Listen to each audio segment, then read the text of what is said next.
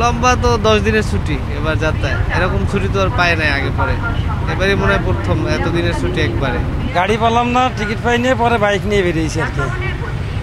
আমার হাজব্যান্ড আমি দুজনেই যাচ্ছি বাইক নিয়ে, তো হচ্ছে 3 ঘন্টার পথ, তো অনেক কষ্ট হয় আর কি বসে থাকতে। এখানে এসে বিশেষ করে টোল প্লাজাতে এসে ঈদের সময়টাতেও আর হচ্ছে এই কোরবানির ছুটিতে হচ্ছে অনেক বেশি জ্যাম থাকে, বিশেষ করে হচ্ছে বাইক যেই জায়গাটাতে থাকে এই জায়গাটাতে হচ্ছে অনেক জ্যাম থাকে, যার জন্য হচ্ছে আমি অনেক দূর থেকে হেঁটে আসতেছি, অনেক কষ্ট।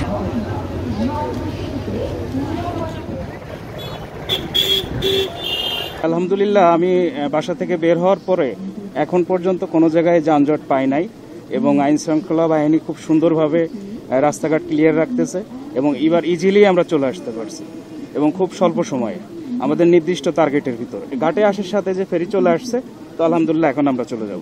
কোনো ভোগান্তি নাই ফেরিঘাটে আজকে।